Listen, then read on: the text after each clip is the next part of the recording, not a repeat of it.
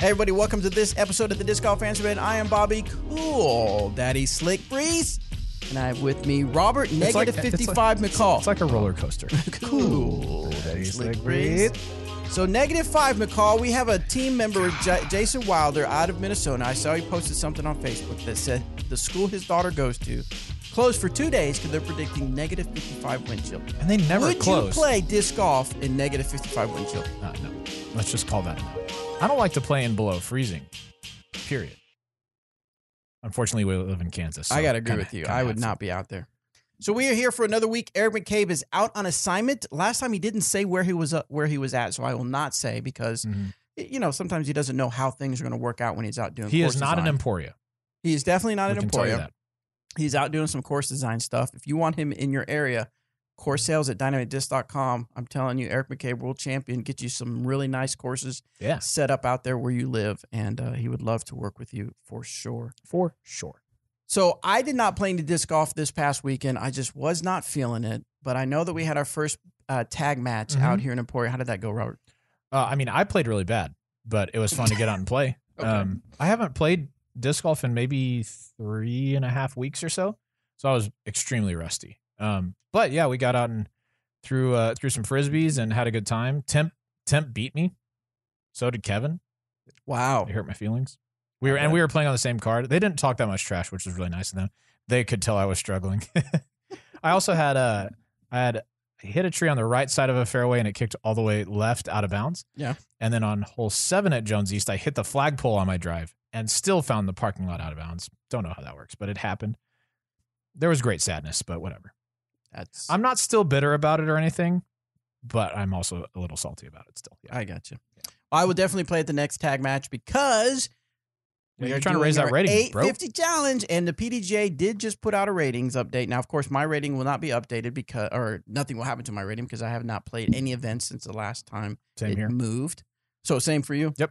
So we're 1004. 1004. That's right. Highest ever for me. Miles Seaborn, I said that on the show, whenever it updated last time, and Miles Seaborn texted me and was like, 1004, highest ever? That's cute. Because, he's in like the 1020s. Jerk. Such humility from Miles Seaborn. He's such a nice guy, but he likes to needle me. So, in fact, we're going to be out there, or not me, but Anthony and Danny are going to be out at Cedar Hill, Texas to do some in the bags, and Miles Seaborn is one of the first ones we're going to try to get done for you guys because I know you guys love those in the bags. Miles is good, dude. Yeah, he's really good. Yeah, he's definitely a good golfer for sure. But how we're going to do the 850 challenge, we mentioned it, where we're going to challenge ourselves to improve our ratings. And so what I'm going to do is after this show, I'm going to post a link to the ratings update. I'm going to have people on the Facebook group page.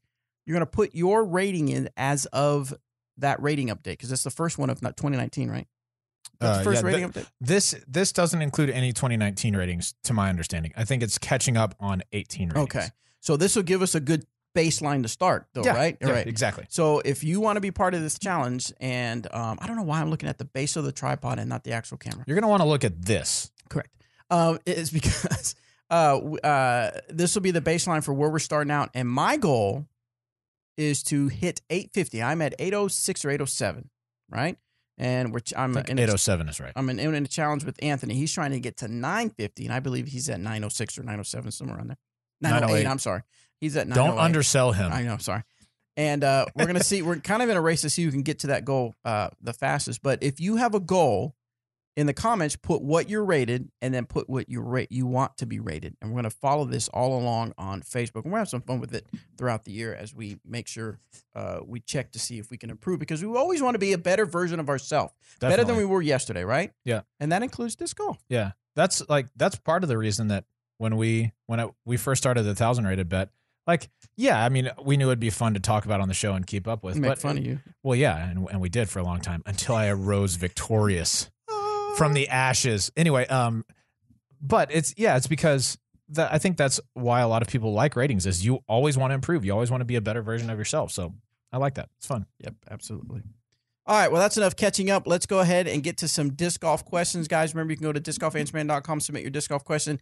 I will warn you, I've always warned you, it's even printed on the form that do not ask any time-sensitive questions because we have a lot of questions and we may not get to yours very quickly. And I am, for 2019, I am going to be a little more strict. If your question is something that is more of just a complaint or doesn't really have a disc golf question at its core, I guess, we may just go ahead and pass over it. I will tell you that warning right now. But let's see if we can find some good ones here in what we have now. This one is from Joe. Hey, Disc Golf Answer Man crew. After seeing all what Dynamic Discs does to grow the sport and who Dynamic Disc is as a company, I've decided to switch to an all Trilogy bag. Nice. Thanks, man. Thank you. My question is, which Trilogy disc or discs make for the best replacement for the Destroyer in a Trilogy bag? I can throw a beat-in Pro Destroyer 350 feet on a flat throw and get a little turn out of it, and an overstable Star Destroyer 300 feet flat with a hard fade. Any other drivers that y'all would recommend? Thanks for what y'all do. Nice. Good question. You said that was from Joe? Joe. All right, Joe. So what do you know, Joe? Up until this point, we've had a lot of different answers to this question.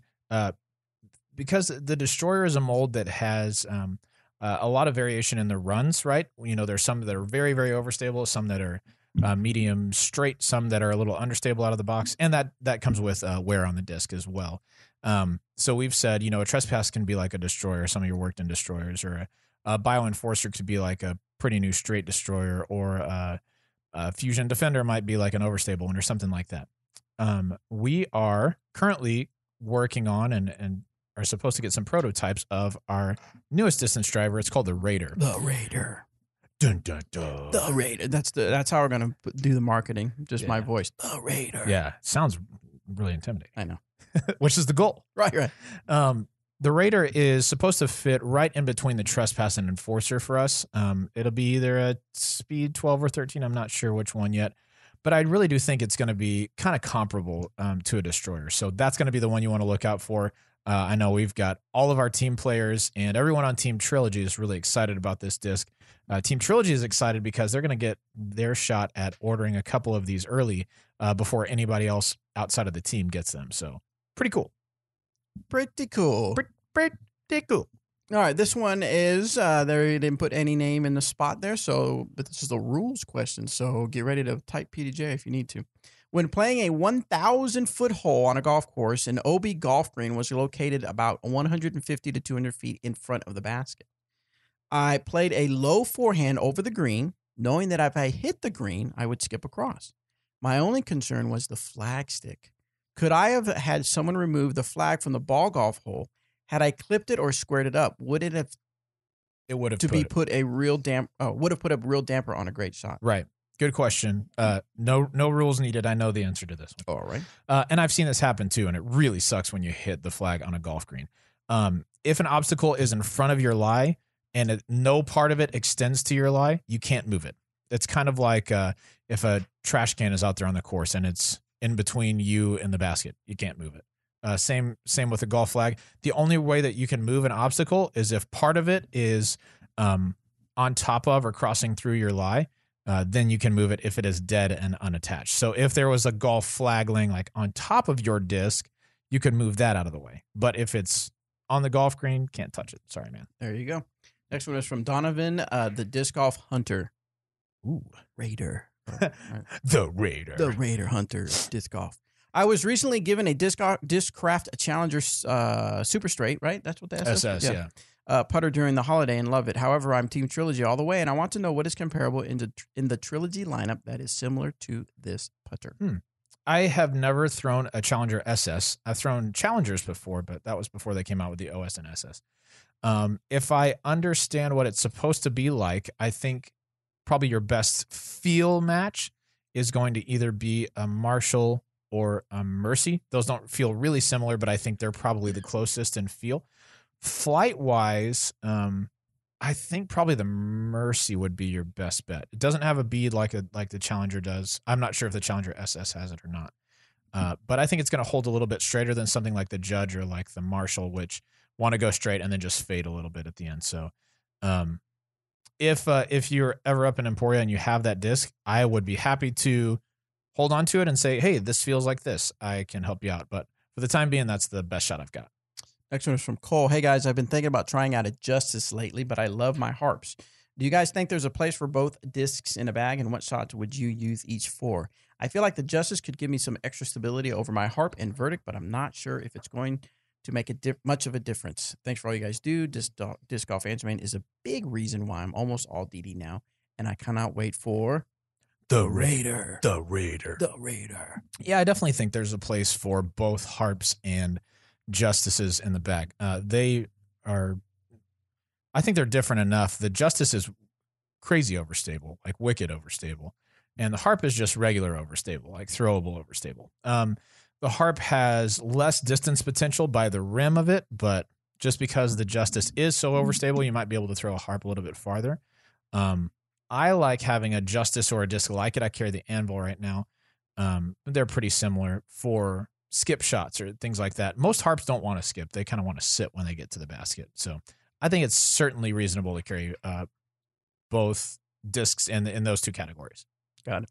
All right, we're going to take a break and go to Speak Pipe. Take a break from the Google form, so hold on. Let me adjust my volume. Yeah. See what we got here. If this first one starts off the Raider, then it's going to be like really cool. Oh, yeah. Do you think that's... No.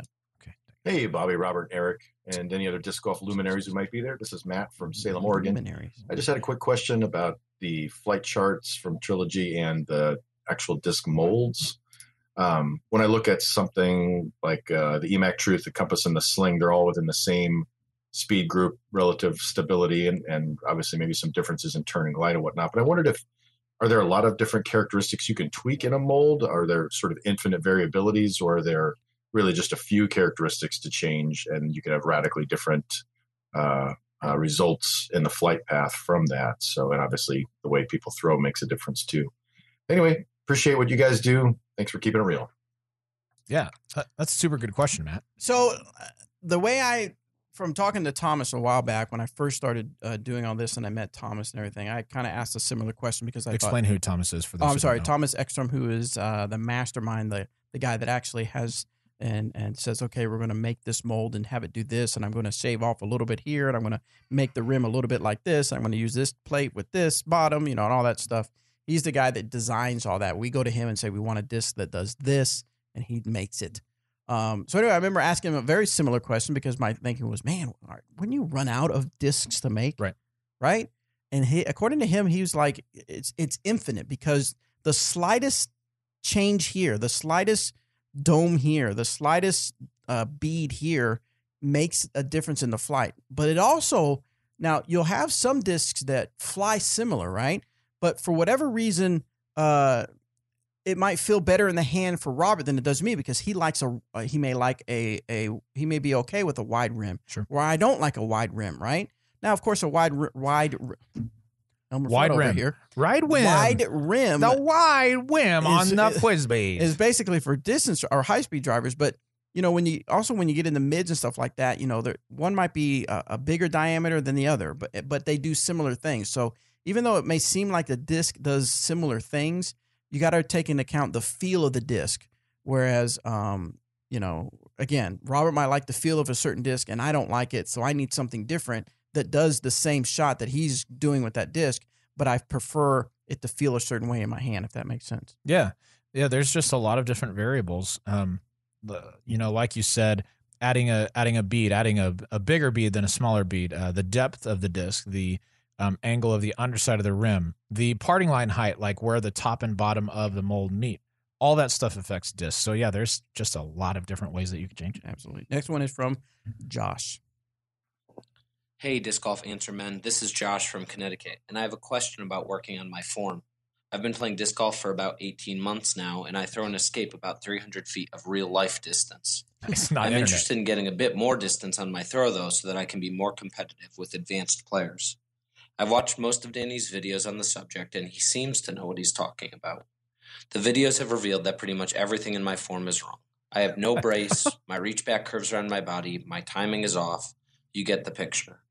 I don't mind the practice that's going to come next, but I'm wondering, as I head out into the field with my camera to video myself, in what order should I start tackling or recreating my form? What comes first, next, you get it. Thanks, and I appreciate the advice. Nice. That's a super good question, Josh. I think one of the best things that you could do is just put that video of your form on the Disc Golf Answer Man page and tag Danny in it so that he can answer directly and just help you by actually looking at the video.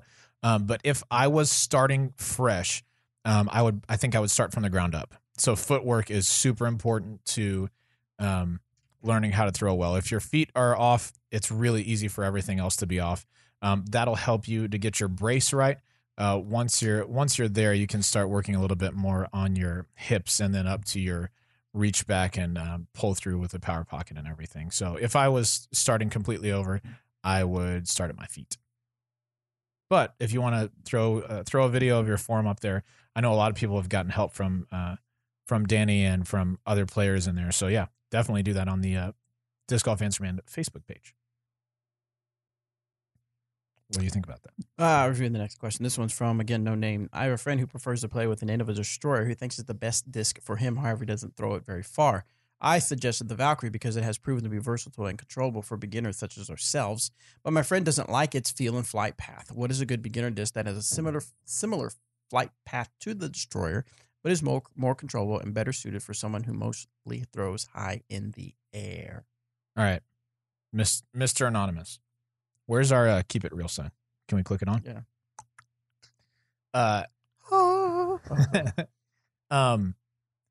I think, now this is just what I think, but I think your friend probably likes the destroyer and other high speed molds a whole lot because that's what they see. Your friend. Yes, if you have those. No, because that's what they see. That's what they see top players throw, and they think that's what they should be throwing.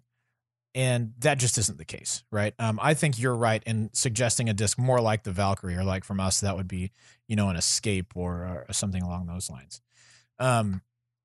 Just because pros throw a disc doesn't mean that it's the disc for you. And you just said it in the answer yourself, that what is a good disc for players who tend to throw high in the air? Well, if you throw high in the air, most everything's going to be flying nose up. So it's all going to act overstable and not really fly the way that it's supposed to. And if that's the case, you definitely don't want something high speed because its effects are only going to be exaggerated by having that nose up and being a little too high in the air. As far as discs that feel like that he might be able to get a little bit more flight out of, I know that this is one of our go-to answers, but I actually believe this is true. The Trespass might be a good disc for him to try out that's going to fly a little bit farther than a destroyer if it's nose up and you're fighting against the overstability of that. But what I would suggest more even than getting a new disc is working to get your form to where those throws are coming out nose down and parallel to the plane that you're trying to throw. That's going to help you more than just getting a new disc. Yeah. Although, buy a bunch of Trespasses. We're happy to do that, but I really think that'll help you more. Next one. Oh, turn it back on. Yep. Or off. Justin, this one's from Justin from Arkansas. My wife has shown an interest in playing and has gone and thrown a few rounds with me. What are some tips you can give me to help me give advice without overwhelming her? Should we start in a field work to work on form? Her putting is actually great from circle 1, about 85%, but her form is a little off. Rounding is her main problem. Any help would be great, as I'd love for us to keep playing rounds together. As always, thanks for all you do to grow the sport. Keep up the great work. So I'm going to give you my quick advice. Sweet. And that is, don't give her any advice unless she really asks for it. Because a lot of times what has happened, and we've even heard from some of the ladies here, from Denise and the pages, same thing, excuse me, is that a lot of times we tend to, us boyfriends and husbands and stuff, get excited that our wife is interested in something that we love, and we tend to overdo it when it comes to give advice, and that can just turn them away. So don't overdo it when it comes to advice. Now, if she asks, give her a little bit of advice, but just like you had to learn it and just had to get out there and throw it and watch people and learn, that's the same thing she has to do. So I'm not saying you shouldn't give no advice, just don't be too overzealous, because that could have the opposite effect. Yeah, I agree with that. And I think if you are going to give advice, make sure that it's something that they're asking for, right? Right. The first couple of times Shay and I went out to play disc golf, she would say, okay, how do I set up? How do I do this? And then after that, she just started throwing. And Shay, still to this day, does her X step with her feet opposite. So most of us put our right foot forward, then left foot behind, then right foot, unless we're a weird lefty, you know what I'm saying? but she's right-handed. She puts her right foot, she takes a step with her right foot, then puts her left foot in front of her right foot and throws. Well, once she puts her right foot back again. And it kind of pains me. Like I say, Shay, that's not how that's supposed to go. But she doesn't care because we're just out there to like enjoy ourselves and have fun. So she'll work on it every once in a while, but it's not enough to where we have to be like, yo, don't do that or you just won't enjoy yourself. Now, if they ask, and she has asked a few times, I just try to focus on one thing. You know, you're not going to fix every form flaw in a day, and you're probably not going to fix every form flaw maybe ever. So just focus on the one thing that you think is most important. So if it's rounding, you know, try to show her what that right angle is supposed to look like when you're pulling through, to where your chest to your bicep and then down to your forearm are all at right angles, that power pocket. Try and get her to work on that and see if that helps. There you go. This one's on rules. No name again. The PDJ rulebook says that all players must wear shoes. Yes. If a player's lie is in a large puddle, can they take their shoes off for one throw without being disqualified? No. Really? Yep. I've done it before and I didn't know the rule, but none of us knew the rule, so it was great. There you go. But yeah, you have to be wearing shoes, period. If you take them off, then I guess you could be, it's either a penalty stroke or something like that. Just don't do it. You have to be wearing shoes. There you go. This one's from Tyler. A few episodes ago, y'all recommended amateur players limiting the number of discs they throw. The difficulty with that is if you play in tournaments, you often get plastic in a player's pack. Some you might now throw. Would it be more beneficial for an amp to throw everything they are given or trade sell the discs not in their bag? Any advice for limiting molds in your bag? Yeah, good question. I would say if you're getting payout from tournaments, try all those discs out. Why not? Yeah. You know, they're not free. You paid for the tournament, but essentially you're getting to try those discs out kind of for free. So yeah, try them out, see what works for you. And it might be that you find that, you were throwing the Thief for the longest time, but then you tried an Escape and you really liked that better. I don't think it's bad to test those discs out. And if you want to trade or sell them, that's cool. I don't think it's super important to only carry, I only carry Enforcers in all stages of wear, and I only carry Explorers in all stages of wear. I don't think that's necessarily super important, but I do think for amateur players, and players across the board, we can get bogged down in having too many individual molds that we rely on to do just one small different thing, instead of learning to make the disc work for us. So that's why I think we suggest that players carry multiples and kind of narrow those molds just so that they can learn them more fully, I guess. Yeah. That makes sense? Makes sense to you? Yes. Okay. Well, good. We did it. Chase asks, I am switching my bag over to DD and hopefully getting sponsored too. So what's up? What would you recommend as a maximum distance driver for me? I throw 380 feet. Maximum. I think you really couldn't go wrong with many of our distance drivers. Is that a maximum? Well, yeah. This is the Enforcer. That's a maximum. Okay. You know what I'm saying? Especially a Bio Enforcer. That's probably a good one to try out if you haven't tried a Trespass. I feel like we always say Trespass, but it really is a good stepping stone between fairway driver to intro to distance driver to kind of the more overstable ones. Yeah. But then once we come out with the Raider, definitely try the Raider. That's going to be money. Does anybody have bank. a disc called the Maximus? I don't know. Because that would be a cool name for maximum distance. Maximus. Maximus. It's like the end of distance. Maximus. It doesn't fit on stamps very well, so kind of disregard that. But yeah. Oops, we don't want to go to that one. We will go to this one. Yeah, let's go to the next one. This one's from Josh E. After getting into the sport 2 years ago, I'm getting fairly good, in my opinion. I don't have a rating yet, but plan on getting a membership this year. I played one sanctioned tournament in the past year at MA4 level and came in 4th or 5th. Well, which is it? I feel like I've definitely upped my game since then. So should I step up to MA3 for my next tournament or wait until I actually win a tournament at MA4? And then for future reference, should I repeat this process before moving up divisions? Cool. Good question. A lot of people do that. Yeah. They wait until they win and then they move move up. Yeah. I don't know that it's a have to, but It's not a bad way to think about it. I know that, like I've said before, when I moved up, it was because I was tired of playing with people who were making the same mistakes as me and like a lot of mistakes, and we were all still competing. I wanted to improve, and so I wanted to play with people who made fewer mistakes so that would kind of motivate me, right? When you're in all of the amateur division, who was it? Josh E. Josh, when you're in all of the amateur divisions, I think it's your prerogative which one you play. Your rating dictates where you can legally play. But if you want to play up, I don't think that's a bad idea, especially just to try it out. If you want to wait till you win a tournament, that's not bad. But I don't think once you win a tournament, you automatically have to move up.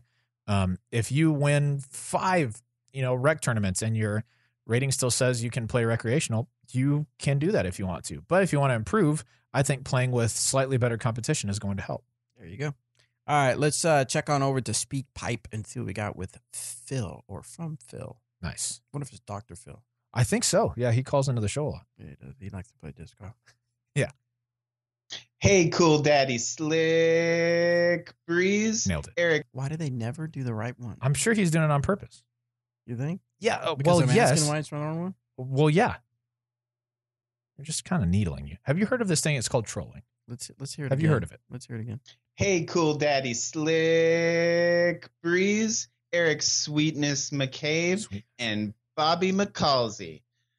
I'm Sweet. Phil Okay. from Toronto, Canada. What's up, Phil? And my question is, I've been working a lot lately on putting and looking at different types of putts that pros do.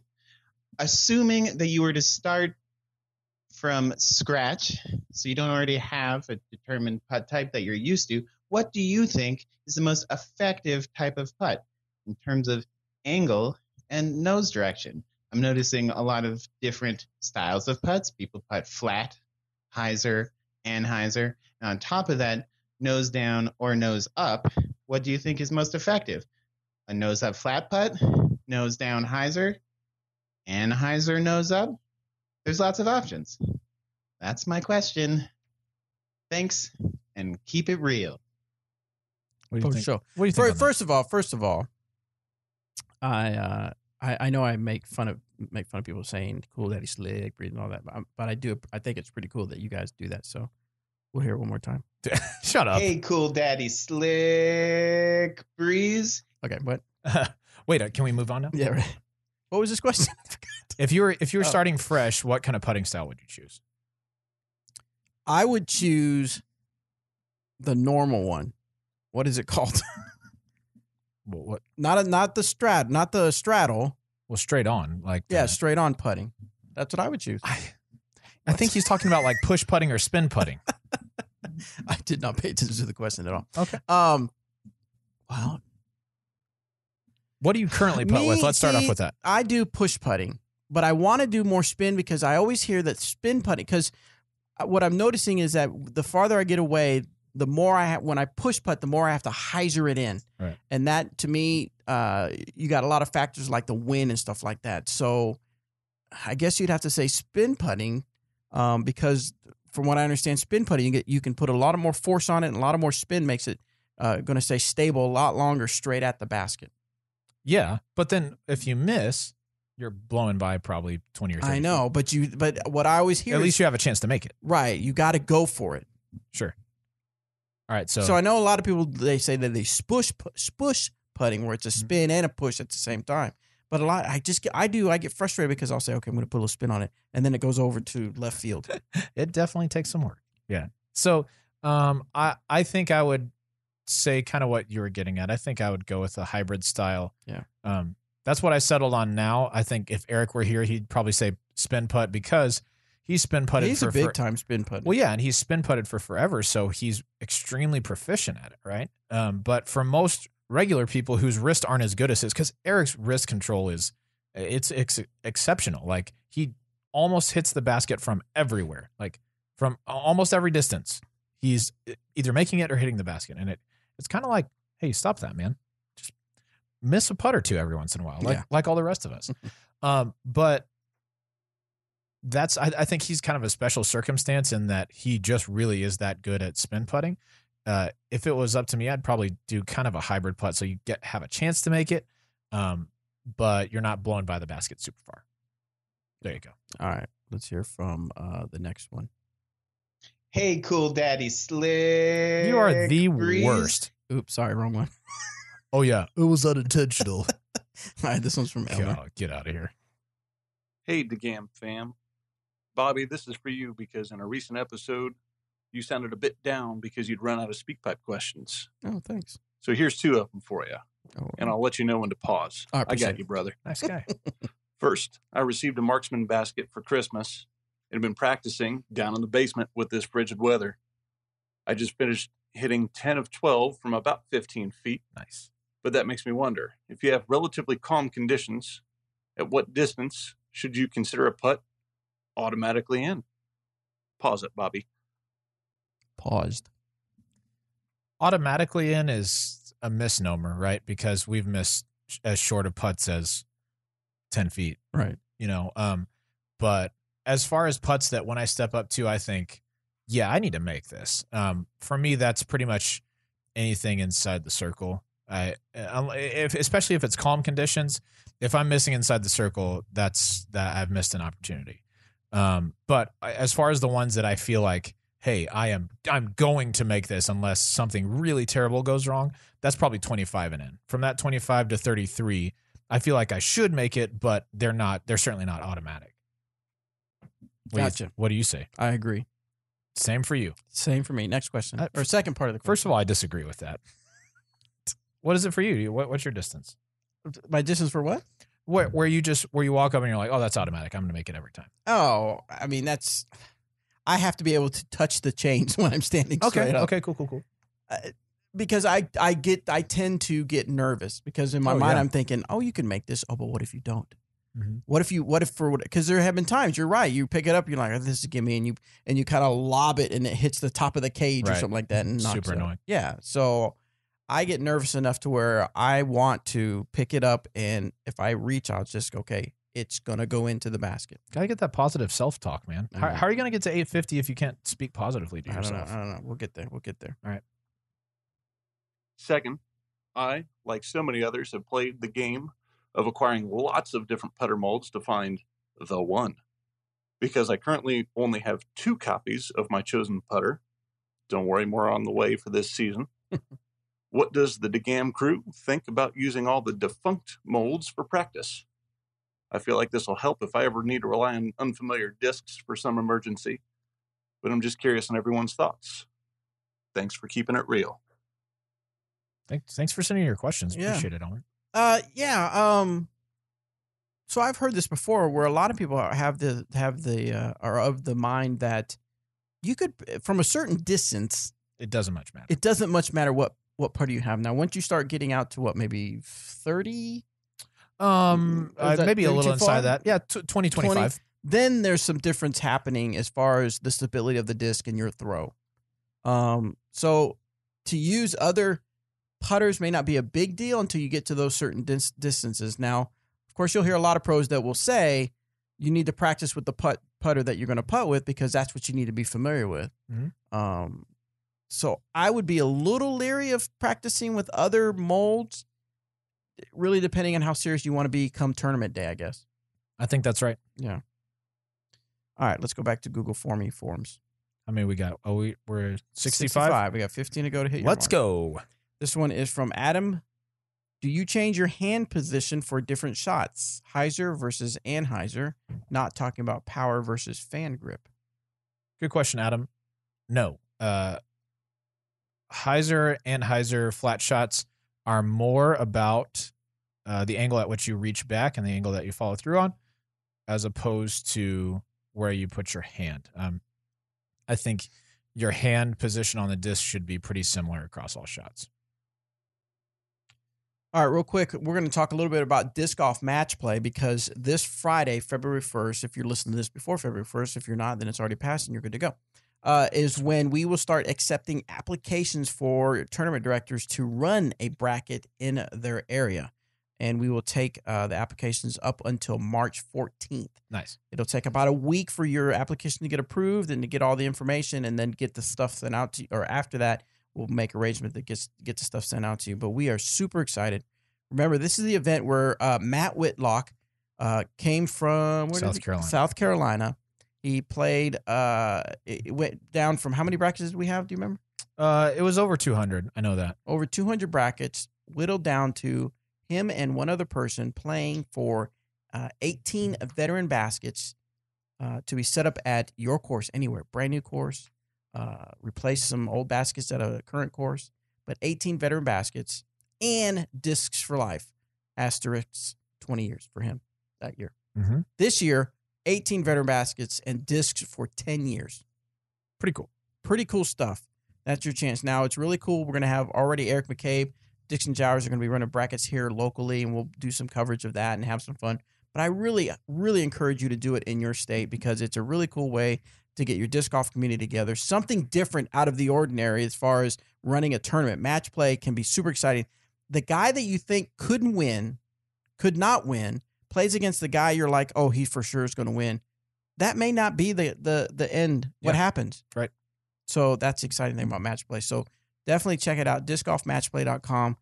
Get your information in on February 1st so we can get you set up to run an event, a singles bracket event out in your area. Yeah. If you didn't do this last year, definitely check it out. It's super easy to run. It's actually really low maintenance as far as competitive disc golf goes.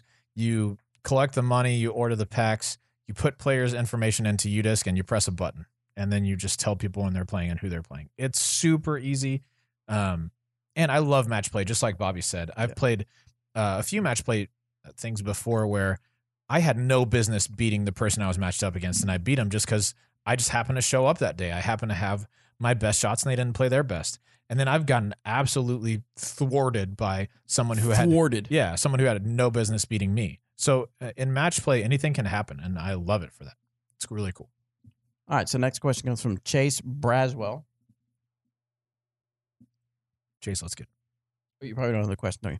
I am 12 and can throw up to 460 feet. Nice. Me too. And make a ton of 30 to 90-foot shots. Me too. I seem to make more 50-footers than 20-footers and be more accurate at 400-foot drives than 200-foot drives. Me too. How do I get better at shorter drives and putts?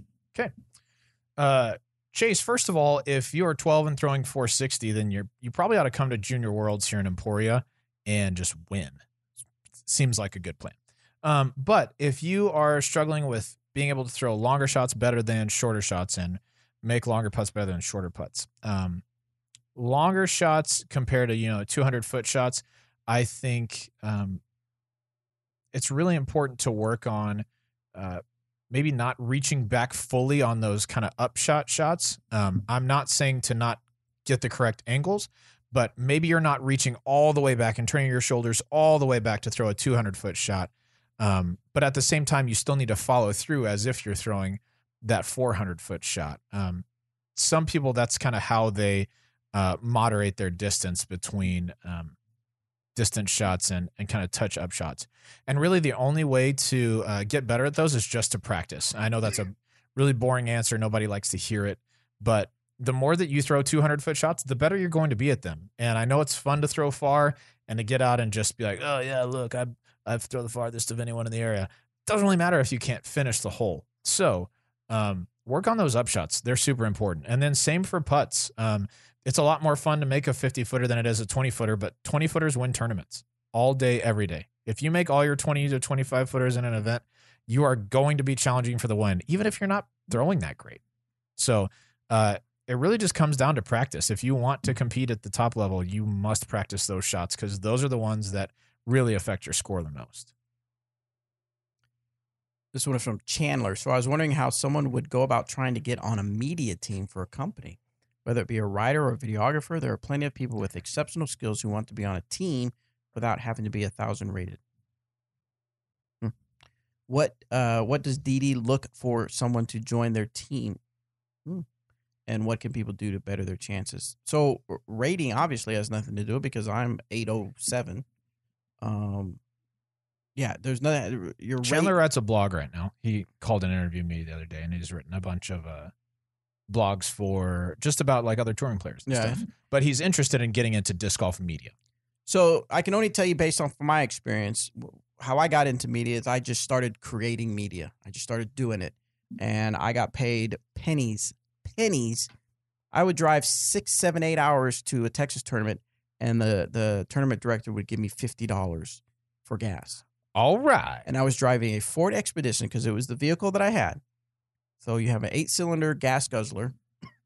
I was driving for 6, 7 hours, and I would get paid $50. But I knew I was planting the seed because I said, this is something I want to do, and I was just going to do it. And that person happened to be Jeremy Rusko that paid me $50. But here I am today working the job of Disc Golf Media. The two gentlemen that work for me, Anthony and Danny, do amazing work. And they did stuff before. They didn't I didn't seek them out and say, hey, you want to learn how to do videos and come work for us? No, they were already producing great content. And I watched them and follow them, and I would talk to them and chat with them. And then eventually when the opportunities came along, they joined the team. So Chandler, I would say the best thing is to keep doing what you're doing.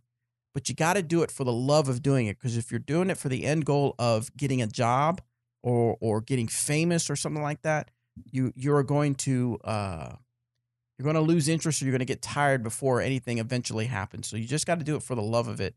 And then if you're good enough and you're talented enough, then the opportunities will come where either you will be on a media team, get hired for a media team for a company, or have your own media team company. I mean, look at Jonathan Gomez with Jomez. He's his own boss. He's his own company, and he did it because he loved doing it, and he loved doing it for disc golf. All right, next question. Rasmus. Nice. Hi, Disc Golf fans, man. I have a question about some of the new upcoming discs, particularly the DD Raider. The Raider. And the Lat 64 Recoil. I don't know why.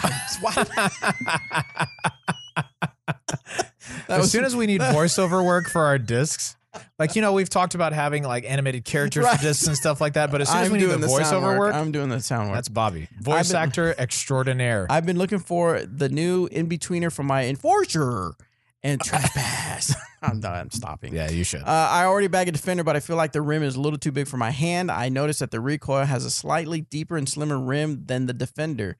Can these two discs be compared in flight pattern? FYI, I primarily throw sidearm. I hope you guys can help me. Best regards, Rasmus from Denmark. # Team Warden. Ooh, Team Warden. You're in, Rasmus. Thank you for submitting your question. Before that, we weren't that excited about it, but since you I'm just kidding. Thank you for submitting your question. So he's looking at an in-betweener between the Enforcer and the Trespass. He bags a Defender.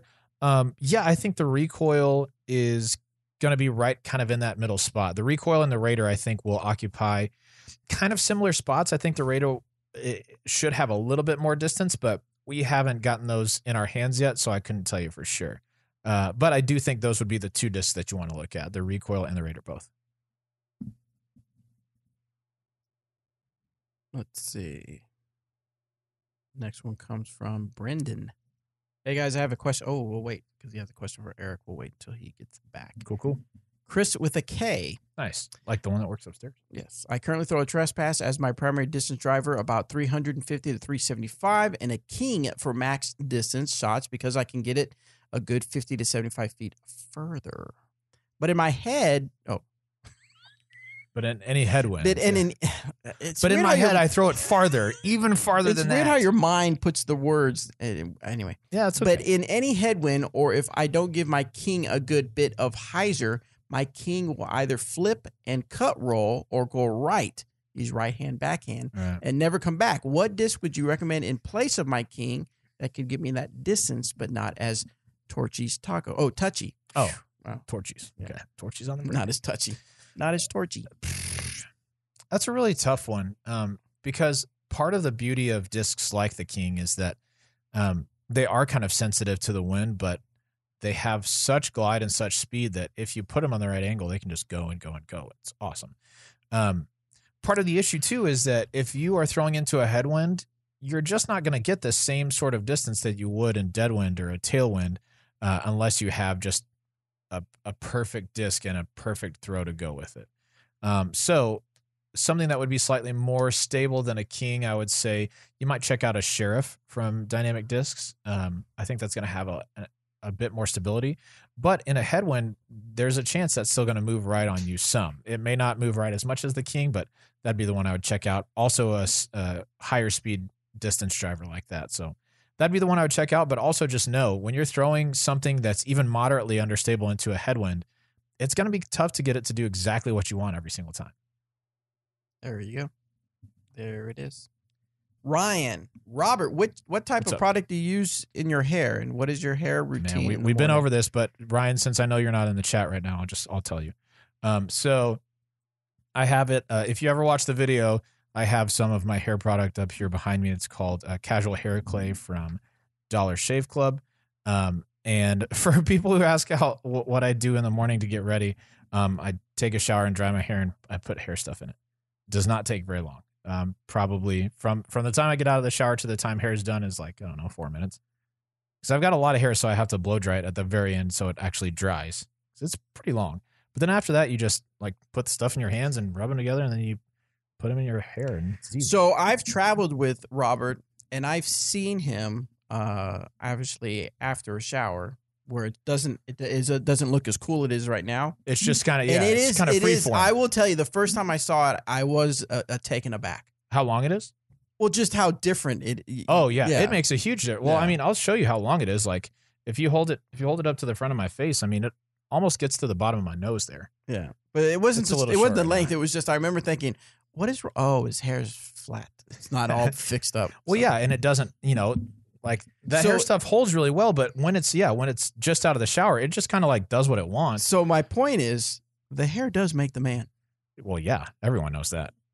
and but I'm glad I don't have a bumpy head. That way, I can do without the hair because I'm still a man. For Without, sure. without the hair. For sure. What kind of hair Taylor- product does Bobby Yeah, use? that's He what I wanna asks on the YouTubes.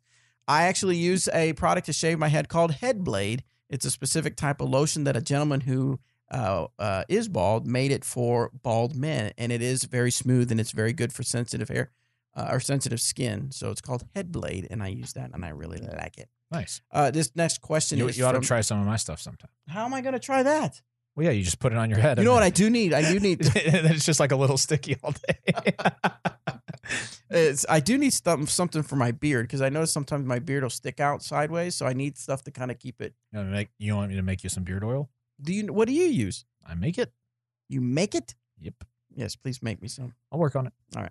Let's see. Jonathan says, "Hey, Disc Golf Instrument Crew, I was able to pick up a first run South Florida Open Fusion X Trespass. Noise. I'm in love with my Lucid X Trespass. I was wondering what kind of stability or flight path I can expect out of my Fusion X. Thanks for everything you do, Jonathan from Philadelphia. From what I understand, the Fusion. Philadelphia. Philadelphia. That's from. We won't say who it's from because that person's a bad person now. Yeah, true. Oh, okay. I have not been able to throw the Fusion X Trespasses, but I saw Kobe Geist from Florida throw a couple of them. From what I saw, they were slightly more overstable than a normal Fusion Trespass, pretty similar to like a Lucid Trespass right out of the box. I don't think it's going to be quite as overstable as your Lucid X Trespass out of the box, but yeah, more so than a regular Fusion or a Bio or something like that. Should get a little flip up to flat, maybe a little ride to the right, and then a little bit of finish. What's up? This question sent in by. Oh, Paul Macbeth sent a question into the show. Great. Now I got to read it. Yeah, let's hit it. Paul Macbeth sent a question into the show, obviously. But anyway, it says, after switching to Discraft, I've been so distracted by housework that I've not been playing much. It seems that my adventure SS has been fading out early on me only going 130 feet, and I forgot how to do an X step. Just need some tips from y'all. Well, Paul, thank you for calling into the show. Writing. Oh, yeah, sorry. I'm glad that you came to the experts on the sport because, we have accomplishments that far outweigh really anything that you have. So the number one thing you want to work on is you're going to want to get something a little bit more overstable than that Avenger SS. You really want that control out to about 110 feet. That's what's going to win you the world What would you championship. suggest that he tries? I'm going to suggest for you specifically, right now you're throwing that Avenger SS and you want something that finishes a little bit more to the left. You're probably going to want to try, like a Lucid Convict. I think you're going to like that for that smooth hyzer shot for your max distance. Paul Macbeth, if you will accept this advice, let me know. Give me your address. I will send you one. Personally purchase you a. I think you'll really Lucid like Convict. it. That's very funny that somebody wrote that, by the way. Justin asks, I'm noticing that MPO players are throwing some lower weight discs in the 160s. How often, why do pros throw these lighter discs? I would have thought pros only threw 170 plus since they have the arm speed and want heavier discs for predictability in the wind. 2 seconds. Doc on the board says, I hate to admit it, but I do like Macbeth on those champs versus chumps. Just to clarify, I like Macbeth. He's been nothing but nice to me every time I've been around him. So obviously we're just messing with him because somebody wrote in a fake question. But I wish him the best. I hope he does really well. So yeah, we're just poking fun at him. I think he does a great job. I hope you've watched the show or listened to the show long enough that we just like to have fun. Yeah, I just mess with people. All right, so I haven't noticed a lot of MPO players throwing 160s. Maybe like 168, 169. A lot of times that's really only in distance drivers and then in overstable distance drivers. I mean, I've seen pros throw, like I think Dustin Keegan will throw some 168, 169s. I know. I mean, I've thrown some of those just because when they're that overstable, you're not really worried about the weight affecting it that much. You're just throwing it for max distance. Yeah. Yep. All right, let's go to Speak Pipe. Did it again. This one's from Maddie Icewinter. Speed Pike? Maddie Icewinter. Hey guys, my question is about the rule where you can always take a penalty stroke and rethrow from your previous lie. I live in Pendleton, Oregon, and we basically are in the middle of a bunch of wheat fields. We have a park front side with a few trees, and then the back side's just kind of some rolling hills with no trees or anything. And the hills are the only thing that makes it difficult in any way, shape, or form. We have one island at the bottom of the hill. So clearly, if you roll down to the bottom of the hill and you roll on the island, obviously you can take your penalty stroke and re-putt from where you were. Other than that, though, during the tournament, we would prefer if people had to walk down to the bottom of the hill, throw back up, use their energy, learn how to throw up a hill, learn how to land a disc on the side of the hill at the right angle so it doesn't roll away.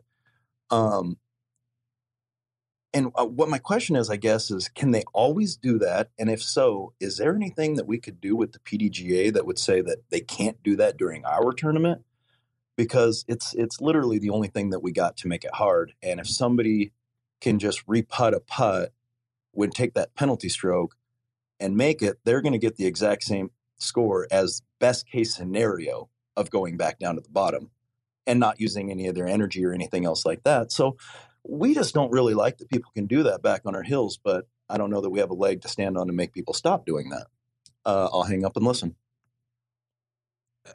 Did I miss this? At the bottom of the hill, is there OB? I can't remember. I don't know. Okay, Maddie, because I didn't catch that, and I don't think we need to replay the question. Okay. I'm going to just address both scenarios. Okay, so if they're, basket up on top of the hill and then you putt, it goes to the bottom, right? If there is not OB down there, you can take a putt from that original spot, but you're taking an additional penalty stroke. So if I was putting for 2, say I throw my putt for 2, it goes way down to the bottom of the hill and it's not out of bounds. Well, that sucks, but then I go down to the bottom of the hill and I can putt 3, or I can putt from that same spot I was just at putting 4. So yeah, you might get the same score. That's true. But at least for me, I'm going down to the bottom of the hill knowing that I can at least have a shot at saving a 3. I'm always going to take that option unless it's like De La Viega type hills where it's so far down that it's just irretrievable. Irretrievable sounds right. You're unretrievable. That's true. You're irretrievable. Thank you, Bobby. Thank you, Bobby. Cool Daddy Slick Breeze. Now, the thing is, yes, they can exercise that rule, but let's say, Cool Daddy Slick Breeze. Could you turn it up a little bit louder next time? My gosh. Get out of here. I didn't know it's going to be that loud. Dude, you're the worst. I'm sorry, go ahead. Anyway, so all right. I'm putting for 2. I'm so thrown off now. Thank you very much. Putting for 2, it goes down to the bottom. I'm putting for 3, right? If I take the penalty stroke, I'm putting for 4. There's a chance that I could miss that putt and still go down to the bottom of the hill. So unless it's like a guaranteed really short putt, I don't see the harm in, people being allowed to exercise that rule. Now, if it's at the bottom of the hill and there's OB down there, then yeah, absolutely, I would take it at the top of the hill every single time, with the knowledge that if I miss it again, like I'm probably going to keep taking putts from that spot. So I get that you want people to be, punished by trying to play this hill or whatever, but it's in the rules. Like you just kind of have to roll with it. There you go. You know who I miss seeing? I don't see Mr. Johnny V on the Yeah, chat board. wait, where you at, JVD? JV. You didn't care anymore? All right, this one's from Anonymous. So It's 8 seconds long, so who knows? Okay, so we'll see what we got here. I'll be ready to hit pause just in case we have some weird anonymous Good luck. stuff going on. What is up, Cool Daddy Slick Breeze? That is fun to say. And everybody else, guys. Cut off. Cut off. Sorry, Anonymous. You're going to have to send that in again. Send it in again. All right, this one's from somebody's email address. What is up, he's back gang and Cool Daddy Slick Breeze? That is actually a lot of fun to say. My name is Gregarious. I live up here in beautiful Vancouver, British Columbia. Nice. You guys need to give a little bit more love to your northern cousins. My question for you guys is, I'm having issues with my drive. Everything else is looking good, but my drive, when I put some decent power into it, gets released on a hyzer angle. And I really believe it's because when I'm doing my walk up, I'm putting my weight above my toes. But by doing that, my back's kind of hunched just the tiniest bit over. And when I release, the disc goes on a hyzer. Now I know what you're saying. Well, stand up straight, dummy. Well, That is it's kind of awkward for me to stand completely straight when I'm walking up. But on top of that, when I stand straight, the disc kind of gets released on an anhyzer. So my question for you guys is, what can I do? What can I do to not let the disc get released on a hyzer? But at the same time, how do I really put my weight on my toes and my body above my toes? I hope that makes sense. Much love from Canada. Keep doing what you guys do. Sweet. Thanks for calling in from Canada. I hope that thanks. you aren't under all the snow. I'm sure you are, though. Yeah. Which sucks. Okay, now, as far as I understand disc golf form, being on your toes is valuable in some places, but once you get to where you're going to pivot and brace at the end of the throw right before you're about to reach back and let the disc go, your weight should not be on your toes at that point. You're going to want that to either be in your heel or midfoot. And the reason for that is that allows you to engage your hips a little bit more and rotate around that heel instead of putting so much pressure on your knees and stuff if you're rotating on your toe. I think one of the things that might help you out a little bit is if you are slightly bent over and everything's coming out on hyzer, and then when you stand up, everything comes out on anhyzer. You might just try bending your knees a little bit more in the in your X step and in your footwork. That might help you out just a little bit. Ideally, if you're standing up straight and everything comes out on an anhyzer, then think throwing on just the slightest hyzer. I've heard a lot of people do that when they're trying to throw straight shots, so that it can kind of protect against just absolutely rolling something over. So yeah, that's what I would try. Excelente. This one's from Yelty. Yelte. Hey, Bobby, Emac, and Rob. This is Jelte Visser from the Netherlands, and I got a question regarding the Trilogy Challenge for this year. What date is it possible to host? Because I did not see any posts about or regarding the first date available to host one. I'm going to do this for the second time and would like to do it as early as possible in the season. Thanks for what you do. Keep it real. Bye. Bye. All right, so the keep it real part, which isn't really keeping it real, but just to let you know, there is old information on there because we still have quite a bit of time from now until you can start. Now, looking back at the old trilogy from 2018, around May 26, it was May 26, 2018 to October 7th, 2018. You can expect it to be around the May time period. Now, I had heard some rumblings, I think, where we're going to try to start it early, but we weren't sure about that because remember what just happens right after May is the Glassbone Open. You know, a little thing we have put together where we have about 2,000 right people. Right after April. Which is April. You said what happens right after May. Oh, I'm sorry. Yeah, you're right. Right after April, yes, which is May, is the Glassbone Open, the end of April. So so a lot goes on. So anyway, it'll be around the May time period. Now, of course, months before that, we'll open up to allow people to get their event registered and stuff like that. So You'll see a lot more information once we get things rolling for that for sure. Definitely. But And we are super trilogychallenge.com is going to be your homepage for that. Oh, look, about an hour ago, looked like Malachi. Oh, we got Malachi up in here. So we're going to get through. Let's bust through these so we can get to Malachi. Yeah, let's. This one's Jesse. Hey guys, so a couple days ago I was playing at my local course here in Salem, Oregon, and I hit a car. Whoa. And hit the passenger side door, and the car pulled over immediately, and lady got out, and she was really upset. Well, yeah. Not bad. And I apologized to her, and didn't really know what else to do. It got really awkward. And she drove away. So I guess what would people do? What do people do when they hit a car? I don't know. So that's my question. Thank you. Sweet. Thanks for calling in, Jess. Let's switch it up and see what your answer would be.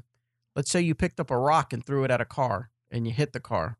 What could possibly happen? You'd be liable. Right? You're liable for the damage because you threw the rock at the car. What does it make a difference if it was a disc and you were throwing it off a tee? There is no difference. Yep. You caused the object to hit the car. You're liable. Right. Whether it was on purpose or not. Correct. Whether it was on purpose or not. No one. And the thing is, and sure, if you picked up a rock and threw it at a car, maybe there would be some other degree of penalty because you purposely did it. If it was accidental, then you wouldn't be held to the fact that it was an accident. In other words, accidents happen. That's why they call it an accident. But somebody is liable for it, and you would be the one liable. So you should probably thank your lucky stars that the lady just kind of drove away rather than trying to come after you for any maybe damage that may have happened. Now, I'm assuming since she drove away, there was hardly any damage done to the car, if any. Right. And I think there's something to just waiting. If there's any danger of a car being anywhere close, I just won't throw. You know, I haven't hit a car before. I've hit like cars in a parking lot if they're close to a fairway or like close to a basket or something on accident. But if there's a moving car, man, I'm not playing that game. I'm just, yeah. Yes, John Smith, we are teaching law because we stayed at a Holiday Inn Express, so we are definitely qualified. Very qualified. Come on, man. Of course, we're just telling based off what we know. Yeah. Anonymous asks, hey, Disc Golf Answer Man crew. This is Peter from Tennessee. So my friends have been making fun of me for my putting routine, and I'm wondering what I can do about it. I feel like adding a little bit of a grunt as I putt helps me. You could beat him up. Yeah. Kick him in the... reach the basket when I get towards the edge of the circle.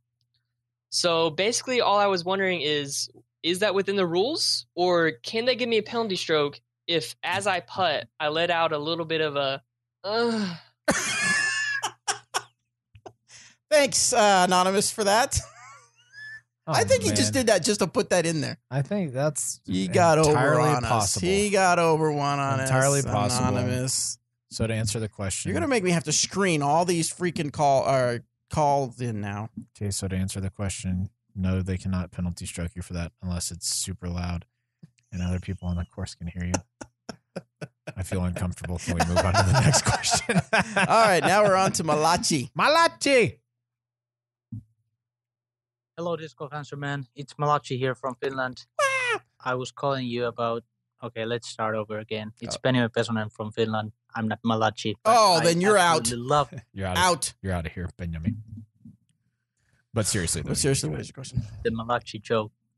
It's just super funny. Thank you, Bobby, for being yourself and nice for having your spelling errors and stuff.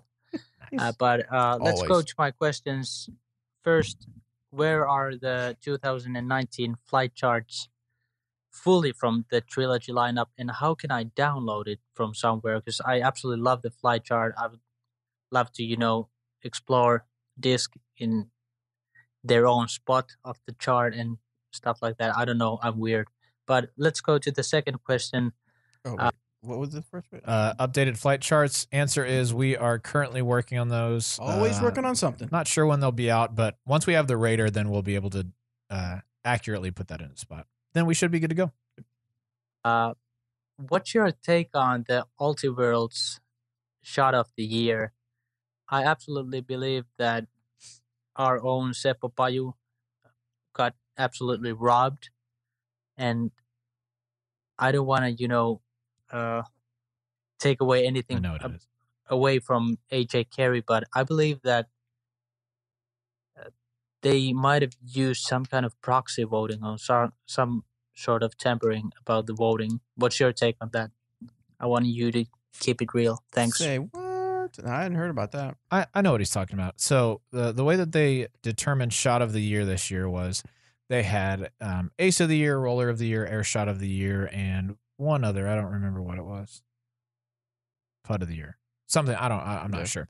But then they just kind of put those in a bracket and people voted for each one. And it ended up that AJ Carey, who aced hole 1 at USDGC, his first hole of the entire tournament, ended up winning shot of the year.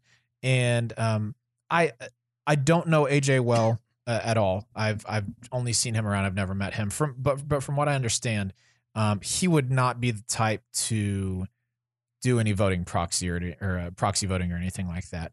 I think it's just that people saw that it was an ace and that's cool. And so they're like, man, that's cool. He aced the very first hole of a really iconic tournament like the USDGC.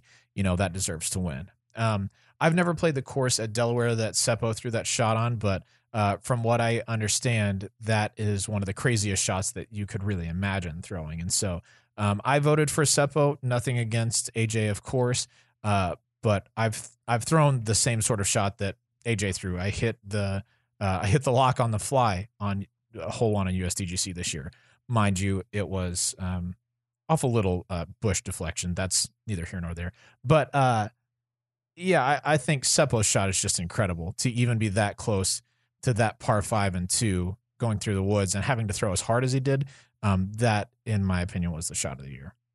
Johnny McRae's 60-foot turbo as well. Super sick. And Katrina's roller, incredible shots. If I had to pick, I probably would have picked Seppo's. Are you looking at? Bobby's doing some law work here. He's typing, am I liable if I hit a car? Well, because there's a lot of debate on the YouTube that we're going. But, okay, so that's all the time we have for the audio portion of our podcast. What did we get to on questions? What did we get to? We only got to 58. Oh, I tried my best, guys. I know, we tried our best, but no go. So thank you guys for tuning in. Remember, February 1st is when the United States Amateur Match Play Championships, we start accepting applications for TD. So if you want to run a bracket, and we highly recommend that you do, you want to run a bracket, make sure you check that out, discgolfmatchplay.com. What else we got going on? Raiders coming in soon. As soon as we have it, you'll see some videos from us. We're super excited about this disc. I think it's going to be our distance driver forever. Raider. The Raider. Super quick story about Malachi, since Benjamin reminded me of that. I wrote this on Bobby's Facebook page, but if you're not friends with either of us, you probably didn't see it. And you're a nerd. That's true. I was playing Call of Duty the other day, and there was a person on the other team who had Malachi in their name. And after the game, it was a free-for-all, so after the game, everybody was kind of in the lobby chatting or whatever. And one of the guys said, man, that guy on the other team, he was really good, that Malachi guy. And the guy who it was, he was like, hey, man, thanks. It's pronounced Malachi. And he was like, oh, man, my bad. And I was rolling in my chair because this dude just said Malachi. And they didn't hear you laughing. No. I unplugged my mic to laugh at that. Anyway. That's all. Thank you. So anyway, thanks again for tuning in, guys, and we will see you next week. Next Tuesday. Hey, cool daddy, Slick Breeze.